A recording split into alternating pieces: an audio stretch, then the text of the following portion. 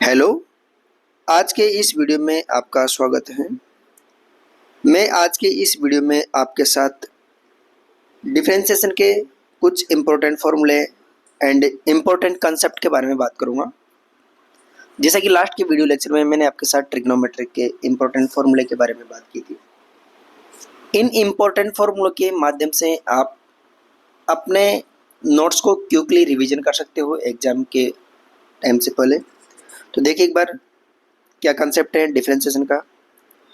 देखो, यदि अपने लिए कोई फंक्शन y दिया गया है जो x का फंक्शन है, मुझे इसका डिफरेंशिएशन करना है किसके रेस्पेक्ट में, x के रेस्पेक्ट में। तो इसको लिखते हैं dy अपन dx के बराबर लिखते हैं और y डैश के बराबर होता है।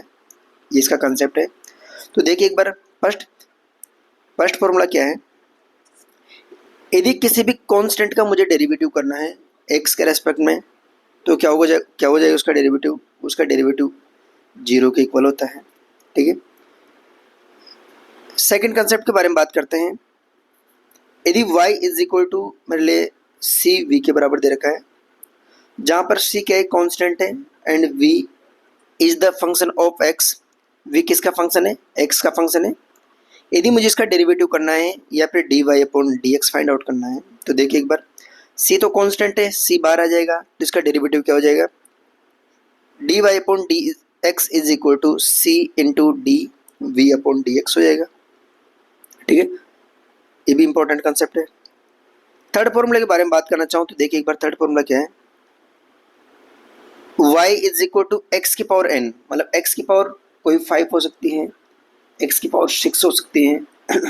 इसका डेरिवेटिव क्या होगा, देखिए एक बार, जहाँ पर n क्या है, रियल नंबर है, तो इसका डेरिवेटिव होगा dy upon D x is equal to x की पावर n का क्या हो जाएगा, n इंटू एक्स की पावर n माइनस 1, इसका डिफरेंशिएशन हो जाएगा। तो यहाँ पर इसका फॉर्मूला है।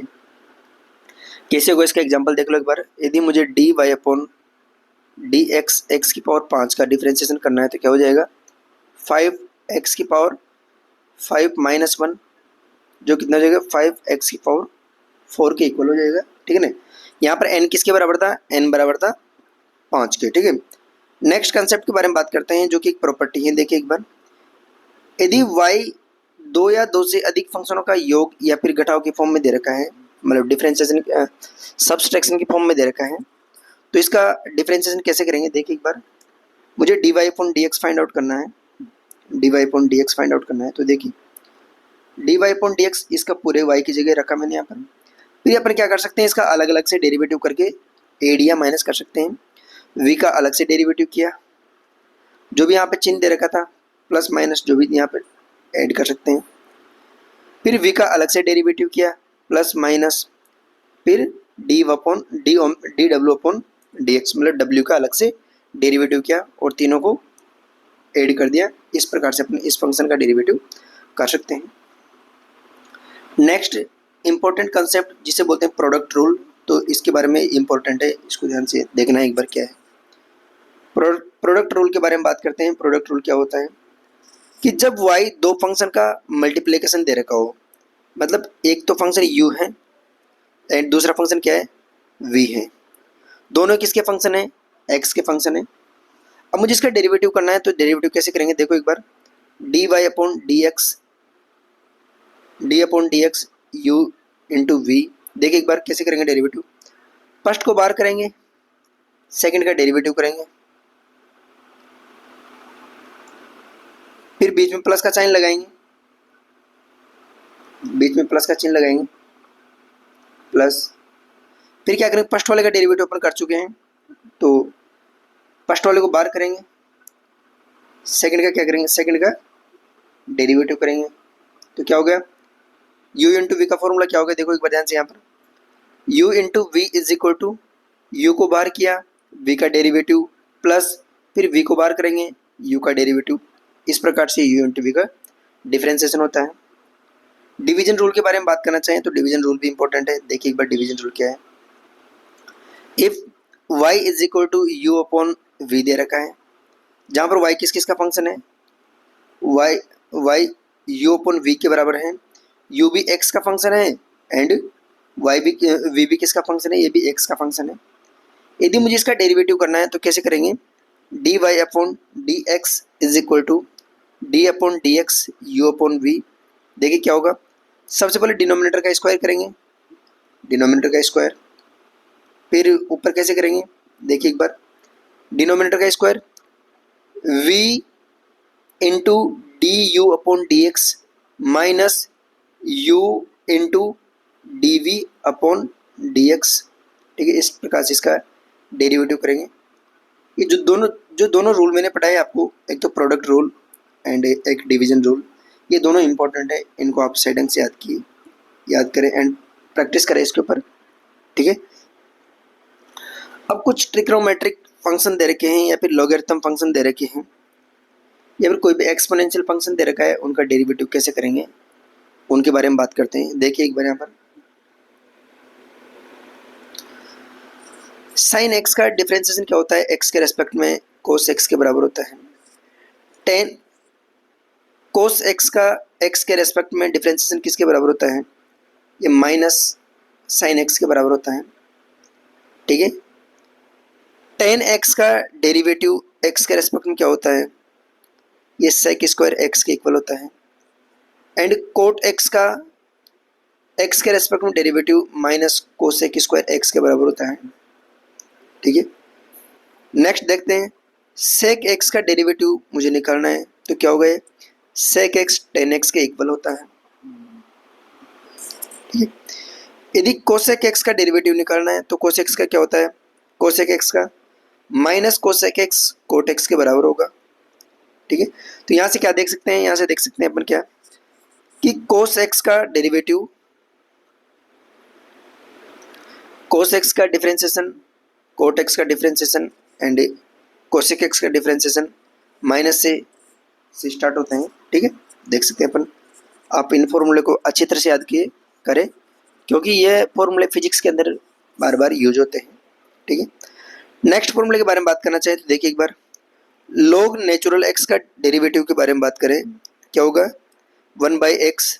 मतलब ऐसा कहना चाह रहा हूँ मैं आपसे कि ln x का हो या फिर log बेस ई एक्स का हो, दोनों बात बराबर ही, दोनों इक्वल होते हैं। तो इसका डेरिवेटिव क्या होता है, 1/x होता है। एंड e की पावर x का डेरिवेटिव क्या होता है, e की पावर x का डेरिवेटिव e की पावर x के बराबर होता है। ठीक है, इन फॉर्मूले को आप अच्छी तरह से याद करें। नेक्स्ट इंपॉर्टेंट रूल के बारे में आपसे बात करना चाहूँ तो देखिए एक बार क्या है नेक्स्ट इंपॉर्टेंट रूल, जिसे बोलते हैं चेन रूल। चेन रूल बहुत ही ज़्यादा इंपॉर्टेंट है, एक बार इसको ध्यान से देखिए क्या है क्या नहीं। ठीक है, chain rule simply, chain rule के अंदर कुछ नहीं करते कि अपन किसी भी फंक्शन का डेरिवेटिव तब तक करते जाते हैं और मल्टीप्लिकेशन में लिखते जाते हैं जब तक कि लास्ट में 1 नहीं आ जाता। तो देखिए एक बार यहाँ पर देख सकते हैं, मैं आपको बताना चाहूँ तो कैसे बोल सकता हूँ, एक फंक्शन दे रखा है f जो किसका फंक्शन है g का, और g किसका फंक्शन है x का। तो f फंक्शन है किसका, g का, और g फंक्शन है किसका, x का। अब मुझे इसका डेरिवेटिव करना है तो सबसे पहले किसका करेंगे, f का डेरिवेटिव होगा। तो f का डेरिवेटिव क्या हो जाएगा, f डैश, अंदर जो भी रखा होगा इसके अंदर इसके अंदर f के अंदर उसको एग्जैक्टली ऐसे से रखेंगे। यहाँ पर देखिए एक बार, यहाँ पर मैं आपसे बोलना चाहूँ तो f किसका फंक्शन था, g ऑफ x का फंक्शन था। तो f का डेरिवेटिव करेंगे तो f के अंदर g ऑफ x दे रखा है, उसको एज इट इज ऐसे से रखेंगे। फिर किसका f का डेरिवेटिव हो चुका है, आप किसका करेंगे, आप करेंगे इसका g का डेरिवेटिव क्या हो जाएगा, g of g dash x हो जाएगा। g के अंदर क्या रखा हुआ है, g के अंदर लिखा हुआ है क्या, x है, g के साथ है x। तो देखिए एक बार यहाँ पर जो g के साथ x है उस x को g के साथ ऐसे से रखेंगे।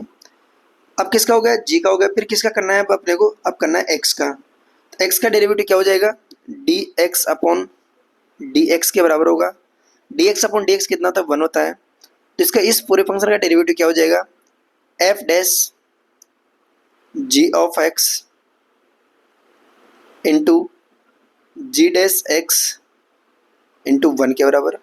तो चेन रूल में क्या करते हैं, तब तक डेरिवेटिव करते हैं जब तक कि लास्ट में 1 नहीं आ जाता। चलो इसके ऊपर एक क्वेश्चन करवा देता हूँ मैं आपको चेन रूल के ऊपर।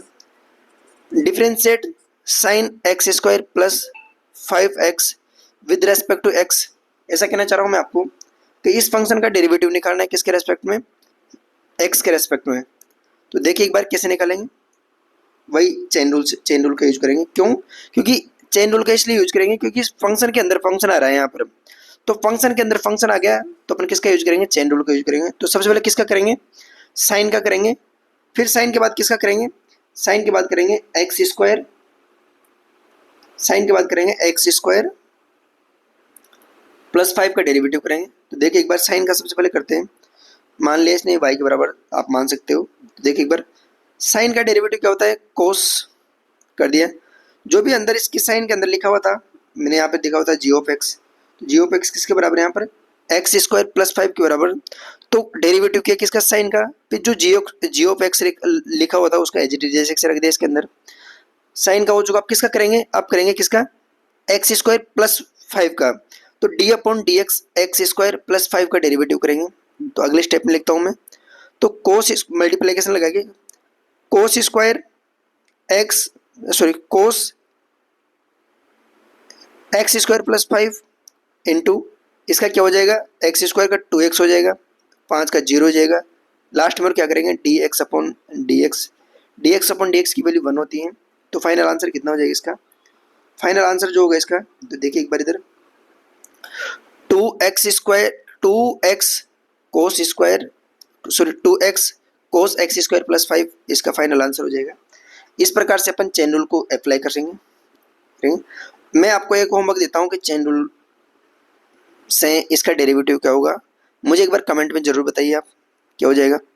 y इज इक्वल टू दे रखा है मेरे लिए कितना, साइन, एक अच्छा सा देना चाहूँ, y is equal to 10 e की पावर 2x का ये दे रखा है। तो d Y upon D x क्या होगा, चेन रूल से, क्योंकि यहाँ पर 10 भी फंक्शन है, e की पावर x भी फंक्शन है, तो फंक्शन के अंदर फंक्शन दे रखा है, तो इसका डेरिवेटिव निकालना है। दूसरा क्वेश्चन है y is equal to sine cos, फिर साइन x का डेरिवेटिव क्या होगा, इसका डेरिवेटिव करना है आपको और मुझे कमेंट में आंसर देना है। Okay bye, thank you.